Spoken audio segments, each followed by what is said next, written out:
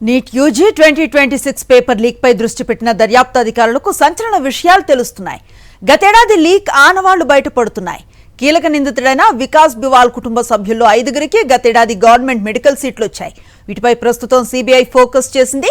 అప్పట్లో గొప్ప సక్సెస్ స్టోరీగా కనిపించిన ఈ వ్యవహారం ఇప్పుడు కీలకమైన లీకేజ్ నెట్వర్క్ కు కేంద్ర బిందువుగా కనిపిస్తోంది. జైపూర్ కు చెందిన నిందితుడైన వికాస్ బివాల్ గతేడాది యష్ యాదవ్ నుంచి నీట్ ప్రశ్నాపత్రాన్ని కొనుగోలు చేసినట్లుగా సిబిఐ అనుమానిస్తోంది. ఈ ఏడాది కూడా యష్ నుంచే వికాస్ ఈ పేపర్ను కొన్నాడు. ఈ వ్యవహారంలో యష్ తండ్రి మంగిలాల్ బివాల్, అంకుల్ దినేష్ బివాల్ హస్తాలు కూడా ఉన్నట్లుగా తెలుస్తోంది. వికాస్, అతడి సోదరి ప్రగతి, కజిన్స్ సానియా, గుంజన్, పలక్లు కూడా గతేడాది మెడికల్ సీట్లను పొందారు. వీరంతా కూడా లీక్ అయిన పేపర్ సాయంతోనే సీట్లు సాధించారు అనే అనుమానాలు బలపడుతున్నాయి.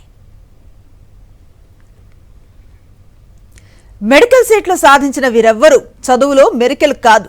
వికాస్ కు 10వ తరగతిలో 63%, 12వ తరగతిలో 55% మార్కులు వచ్చాయి. ఇక 2024లో నీట్ పరీక్ష రాస్తే 720కి గాను కేవలం 240తో సరిపెట్టుకున్నాడు.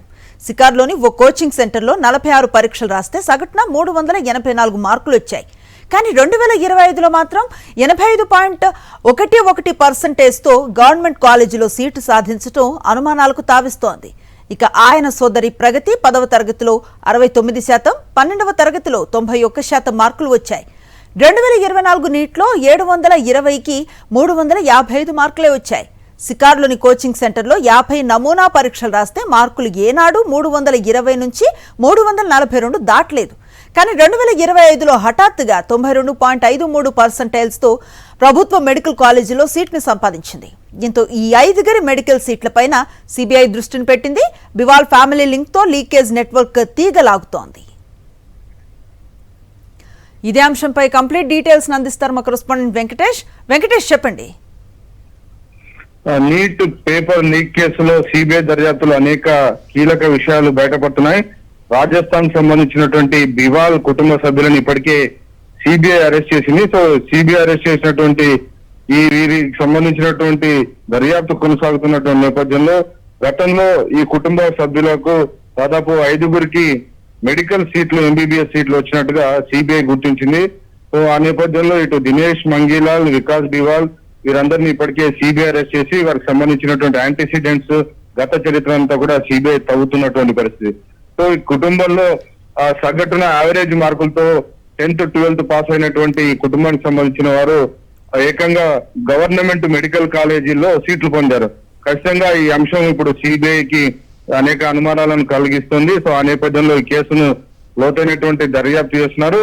గత ఏడాది జరిగినటువంటి 2025 నీట్ పరీక్ష కూడా లీక్ అయ్యిందా అనేటువంటి ఒక అనుమానాలు సిబిఐకి వస్తున్నాయి. సో ఆ నేపథ్యంలో ఈ కేసు పైన మరింత ముమ్మరమైనటువంటి లోతైనటువంటి దర్యాప్తు చేస్తున్నారు. సో ఈ బివాల్ కుటుంబ సభ్యులు పేపర్ ను లీక్ చేసి వాటిని ప్రింట్ మోడల్ లో కాకుండా వాటిని చేతి రాతతో రాసి వాటిని PDF కాపీలు చేసి ఆ తర్వాత కొరియర్ ద్వారా సప్లై చేసి ఉంటారని సిబిఐ అనుమానిస్తుంది. సో అదే తరహాలో 2026 పేపర్ ను కూడా చేతి రాతతో రాసి ఆ తర్వాత పేపర్ ను లీక్ చేసినటువంటి సందర్భం మనం చూసాం.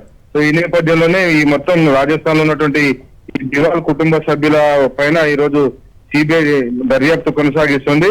ఖచ్చితంగా గత 2024లో కూడా మనం చూసాం, బీహార్ లో ఒక సెంటర్ లో పేపర్ లీక్ అయింది. సో వరుసగా ఈ పేపర్ లీకులు జరుగుతున్నటువంటి నేపథ్యంలో సిబిఐ ప్రత్యేకంగా ఈ రాజస్థాన్ లోని ఈ బివాల్ కుటుంబ సభ్యుల పైన దర్యాప్తు కొనసాగిస్తోంది. నిజానికి ఈ రోజు ఉదయాన్నే మనం చూసాము, కేంద్ర విద్యాశాఖ మంత్రి ధర్మేంద్ర ప్రధాన్ ఈ వరుసగా పేపర్ లీక్ జరుగుతున్నటువంటి నేపథ్యంలో వచ్చే ఏడాది నుంచి కంప్యూటర్ బేస్డ్ టెస్ట్ నిర్వహిస్తాం, ఆన్లైన్ ద్వారానే టెస్ట్ నిర్వహిస్తామని చెప్పారు. సో మొత్తానికి ఆన్లైన్ టెస్ట్ ద్వారా ఈ పేపర్ లీకేజీ ఘటనలకు చెక్ పెట్టే దిశగా కేంద్ర ప్రభుత్వం అడుగులు వేస్తోంది.